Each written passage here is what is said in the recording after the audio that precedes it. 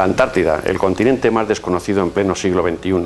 Pero en estos tiempos en los que el hombre puede viajar a la Luna, en la Antártida solo puede entrar en determinadas épocas del año. Mientras tanto, mantiene hombres destacados en las bases antártidas expectantes para el momento en el que puedan entrar al saqueo de las riquezas del último gran continente. La Antártida, el continente más desconocido y el último que exploró el ser humano.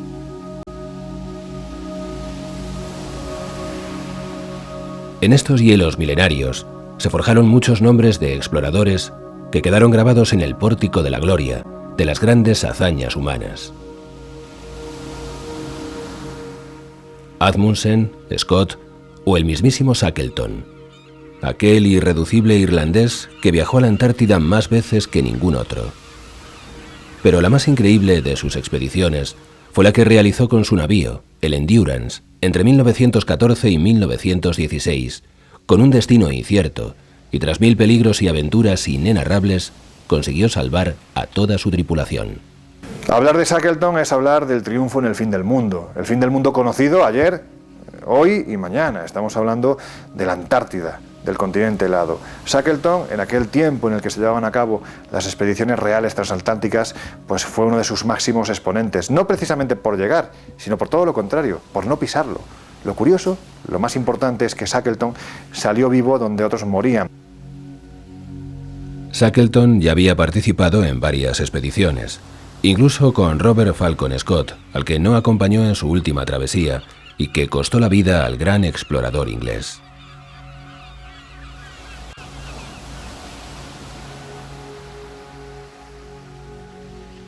Pero Shackleton organizó la más fastuosa expedición, bautizada como la Transantártica, cruzando el continente de lado a lado por tierra, algo que nadie había conseguido.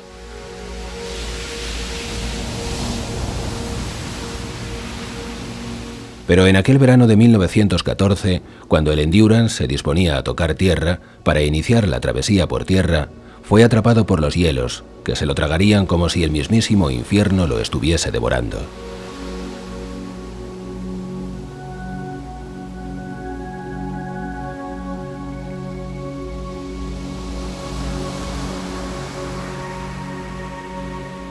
Con el hundimiento del Endurance tuvieron que tomar una determinación para salvar la vida: salir caminando de aquel tormento blanco.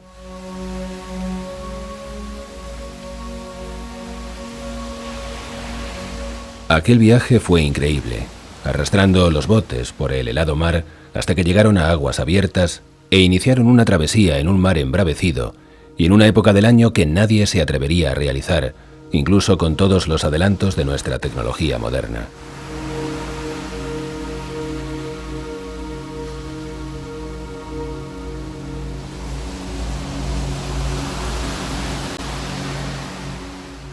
Shackleton era un producto absolutamente distinto a todo lo que había en su tiempo. Estamos hablando de un irlandés de un tamaño realmente importante, era un hombre muy corpulento y que además, bueno, pues como irlandés que era muy dado a la fiesta. Estamos hablando además de un tiempo en el que él, por ejemplo, tuvo la oportunidad de viajar en una de las últimas expediciones con Robert Falcon Scott y se dio cuenta del trato que se le daba a la tripulación. Es decir, por aquel entonces un capitán de la Real Armada Británica era un aristócrata, por lo tanto se establecía una distinción con el resto de tripulación al punto de que los departamentos del barco quedaban completamente estancos, es decir, tú no podías acceder a la parte noble de ese barco si no te lo permitía un miembro de los oficiales. En este caso esa distancia generaba, en viajes tan sumamente largos, pues generaba cierta distancia también a nivel de proximidad humana. Y esto era algo que los oficiales le achacaban a Shackleton, porque Shackleton, perteneciendo en cierto modo a esta aristocracia, habiéndoselo ganado a pulso, puesto que no era de sangre, no era consanguíneo, pues sí era un hombre muy cercano a estas clases más populares, se mezclaba con ellos, les animaba en cierto modo. Y eso hizo que se ganara el favor de las tripulaciones que posteriormente le acabarían acompañando en las diferentes expediciones que realizó a un lugar que hoy en día sería posiblemente ese último sitio que nos queda por explorar. Los paisajes y lugares que encontraron los primeros viajeros que se movieron por el cono sur americano fueron increíbles. se fundaron ciudades en sitios aparentemente inhóspitos y donde sería imposible que viviese el hombre.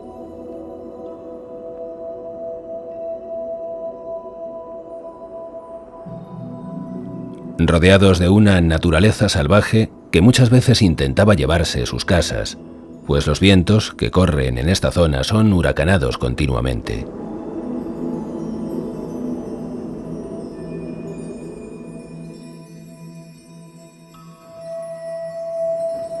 Puerto Natales es una de estas ciudades que existen en el extremo sur chileno.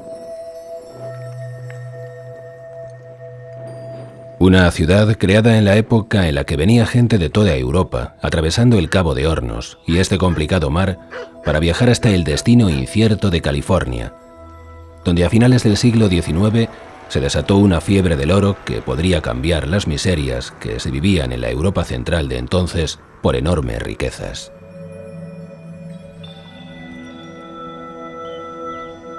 Pero cuando estos buscadores de fortuna pasaban vivos, con suerte, el Cabo de Hornos, la gran mayoría desembarcaba en el primer puerto que encontraban para no volver a navegar en la vida.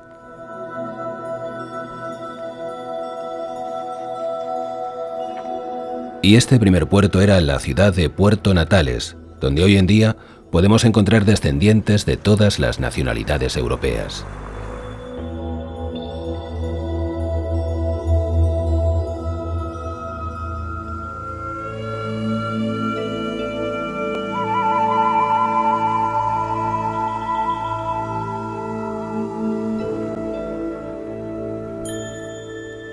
Pero la vida en el sur de América comenzó mucho antes de las colonizaciones europeas. A escasos 25 kilómetros de Puerto Natales encontramos las famosas cuevas del Milodón, que con sus más de 30 metros de alto por 200 de profundidad nos hacen una idea de los animales que allí vivían. Aquí se han encontrado restos del Milodón, un enorme oso herbívoro de casi 3 metros de alto que se cree llegó a convivir con los primeros seres humanos. A escasa distancia de esta cueva, hoy explotada como destino turístico y ya en las montañas de la Patagonia, guiados por pastores que son los únicos que suben a estos lugares, llegamos a elevaciones donde encontramos pinturas rupestres que descubrieron estos hombres. Aunque algunas pinturas están evidentemente deterioradas por el roce de los animales con la piedra cuando aquí se refugiaban, este hallazgo lo que nos demuestra es que por supuesto que hubo hombres en el Pleistoceno en estas tierras, en el fin del mundo, pero quizás es que para estos hombres este era el principio del mundo, pues entraron al gran continente americano por el extremo sur. De donde venían, eso ya sí que nunca podremos saberlo.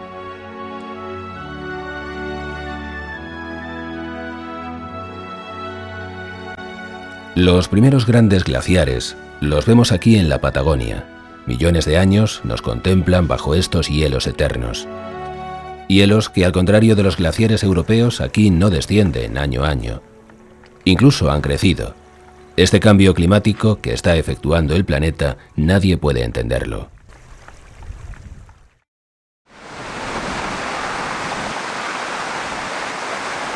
Desde hace miles de años, los deshielos alimentan lagos increíbles en un sinfín de correr agua que parece interminable. Estamos en el Parque Nacional de Torres del Paine, uno de los lugares más bellos del planeta, que con casi sus 250.000 hectáreas nos muestra parajes de una belleza absoluta. Un viaje hasta aquí merece la pena y nos hará sentirnos pequeños ante esta muestra de la fuerza y esplendor de la naturaleza, donde las montañas, el agua y el hielo se convierten en uno para dejarnos anonadados.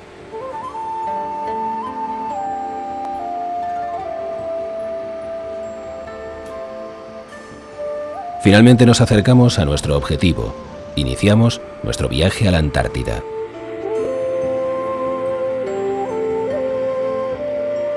Solamente llegar hasta aquí, la zona de las bases extranjeras, es tremendamente complicado. Hay que volar desde Punta Arenas en un avión a reacción especial para aterrizar en pistas de tierra. Pero con eso y con todo no se puede volar en cualquier momento. Hay que estar preparado en el hotel de Punta Arenas, hasta que te llaman con urgencia porque el piloto ha visto que hay una ventana aérea en el mapa meteorológico y podemos partir rápidamente, pues esa ventana térmica puede cerrarse en cualquier momento.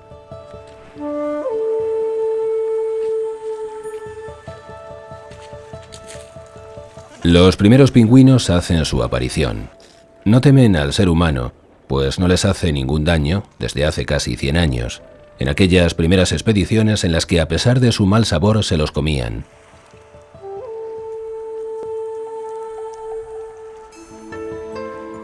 Asmussen y Scott pasaron demasiadas penalidades en pos de su sueño.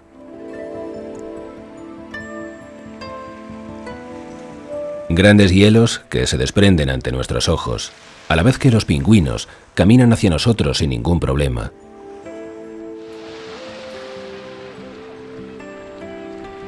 La pelea era ver quién llegaba, quién conseguía llegar hasta el Polo Sur. En este caso, esa disputa se estableció entre los grandes, como eran el noruego Amundsen y por otro lado el capitán de la Armada Británica, Robert Falcon Scott. En este caso, el primero en llegar, merced a que sabía utilizar algo tan importante en la nieve y en estos ambientes tan hostiles como era la Antártida, pues sabía utilizar los perros, consiguió llegar antes que Falcon Scott. Y Falcon Scott llegó y se encontró una tienda de campaña en el Polo Sur, atravesando esa franja casi maldita de las 100 millas, y se encontró con una tienda de campaña con un escrito en el que Amundsen, de una forma bastante cortés, le avisaba que él había llegado antes. El gran error de Scott en su pelea directa con Asmussen, por ser el primero en llegar al centro geográfico del Polo Sur, fue el confiar en la tecnología. Llevaba tractores especiales para cruzar los helados mares, además de caballos de pequeño tamaño, ponis, que no estaban acostumbrados a aquel clima extremo. Sin embargo, Asmussen utilizó los mismos perros que se usaban en el Polo Norte para atravesar aquellos helados parajes. Si estamos en el infierno, como decían los grandes exploradores, este es el infierno más bello del mundo. Pues bien, en ese retorno, Robert Falcon Scott murió, se convirtió en un auténtico héroe y a partir de ahí comienza la leyenda que sirve para que otro de los grandes personajes de este tiempo, que es Ernest Shackleton, consiga poner en marcha su siguiente gran objetivo. El Polo Sur evidentemente ya se había conquistado, lo que nos quedaba ahora era la travesía transantártica y él se propone hacer eso. La cuestión es que ese viaje empieza siendo maldito y acaba siendo una bendición. No logra pisar el continente, pero consigue sobrevivir él y toda su tripulación después de 16 meses completamente varados en unos hielos mortíferos que más que hielo parecían estar más cercanos al infierno. Los paisajes, la luz y los colores no dejarán de sorprendernos en todo el viaje. Estamos en un ecosistema único.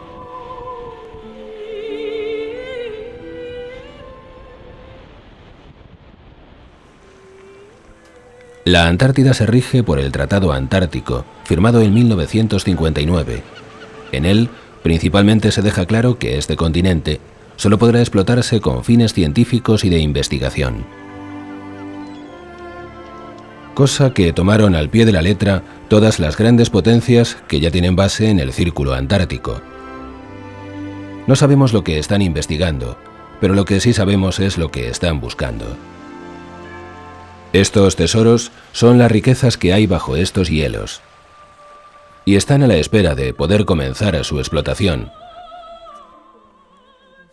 Pues no olvidemos que simplemente el agua potable, que se cree escaseará en el planeta en poco tiempo, aquí tenemos el 70% de la reserva mundial, amén del cobre, petróleo o el oro, que ya se sabe se esconde en este misterioso continente.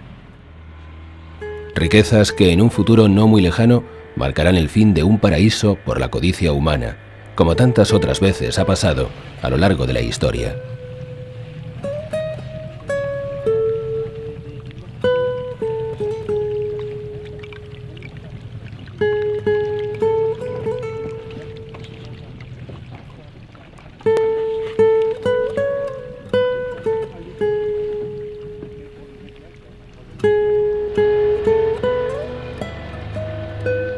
nuestro próximo medio de locomoción será un viejo rompehielos acondicionado para llevar pasajeros, que junto a nuestras inseparables Zodiac será nuestra compañía durante los próximos días, en los que nos acercaremos al centro antártico. Pues lo que en la Antártida encontramos será totalmente desconocido para nosotros, que somos capaces de viajar a otros planetas, pero no conocemos el continente más rico de nuestro mundo.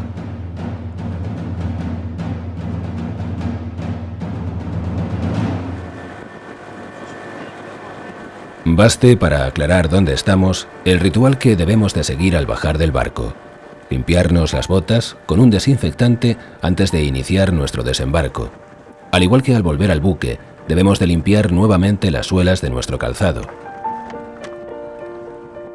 Ya no por las bacterias que podamos llevar a ese ecosistema que ha estado aislado durante milenios y cualquier cambio podría acabar con él, sino porque cualquier bacteria desconocida que saquemos de su entorno y la introduzcamos en nuestro mundo puede acabar con nosotros.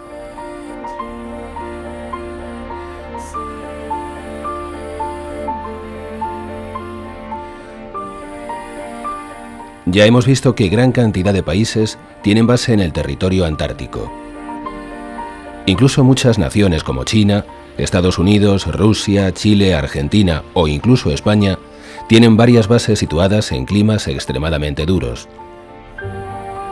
Pues no olvidemos que en el centro del Polo Sur puede haber vientos de 300 km por hora. Aquí están todos ellos, aguantando a que se pueda explotar el continente y ser los primeros, sin cerrar sus bases ni durante el duro invierno, lo que ha provocado multitud de anécdotas. Por ejemplo, cuando llegó el barco argentino a su base con los hombres de relevo tras un año de duro trabajo. Pero lo realmente duro fue comunicar al médico de la estación que no había sustituto para él y que debía de permanecer un año más en aquel helado paraje. El médico enloqueció y tuvieron que encerrarle hasta que zarpó el barco. Pero este no fue el final. El doctor enloquecido prendió fuego a la base y tuvieron que ser rescatados por una base americana cercana, donde permaneció todo ese invierno entre rejas, a la espera de regresar a la lejana Argentina a continuar su condena. Historias de la Antártida.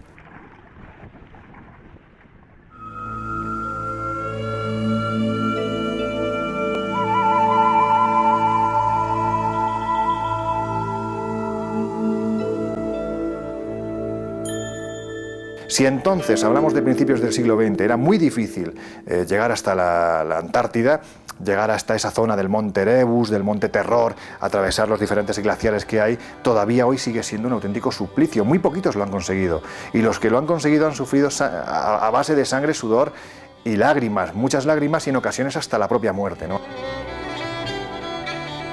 Poco imaginaba Shackleton que sus viajes abrirían la puerta al gran negocio de la humanidad.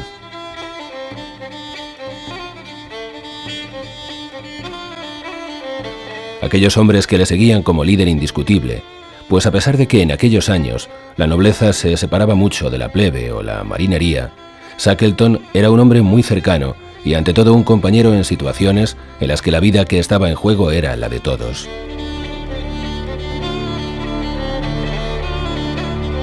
Los alimentos en el Endurance comenzaron a escasear pronto, pero según las órdenes del capitán, esta escasez sería igual para marineros y oficiales, lo que le convirtió en un hombre querido y respetado, con unos hombres que expedición tras expedición iban tras él como si de un imán se tratase.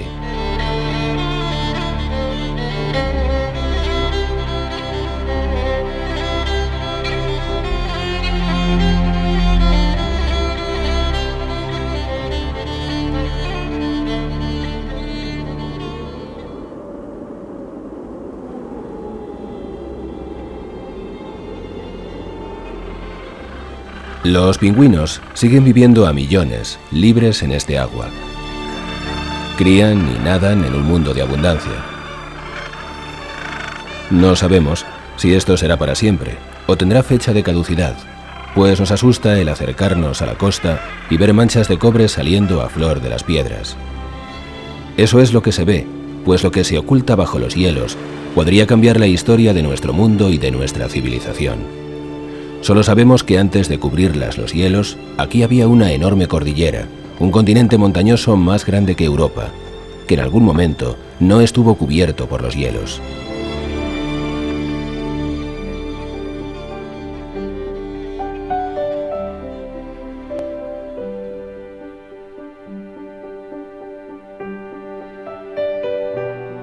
En aquella loca travesía de Shackleton con sus hombres, después de atravesar el mar helado, llegaron a Isla Elefante, donde se quedaron sus marineros y el mismo Shackleton inició un viaje en busca de ayuda por un mar infernal.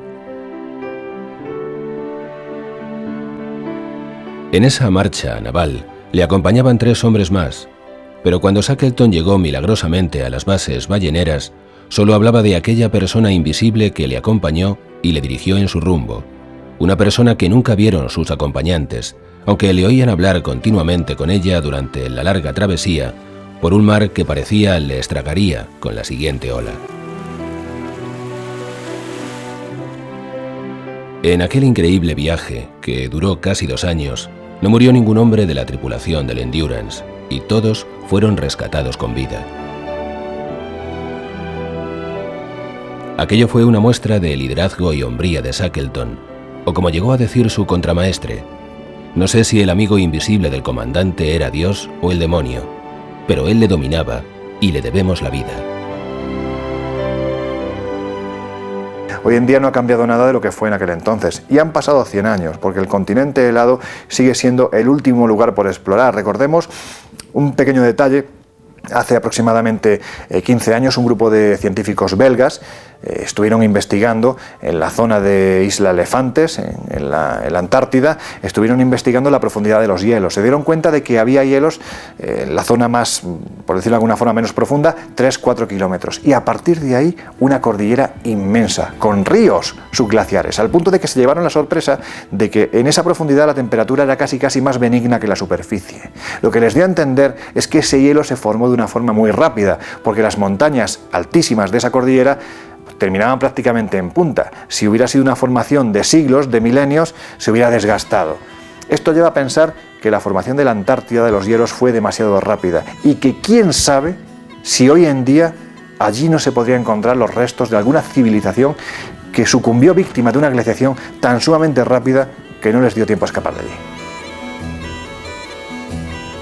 Este fin del mundo fue también donde Shackleton encontró la muerte, que tantas veces esquivó en estas latitudes.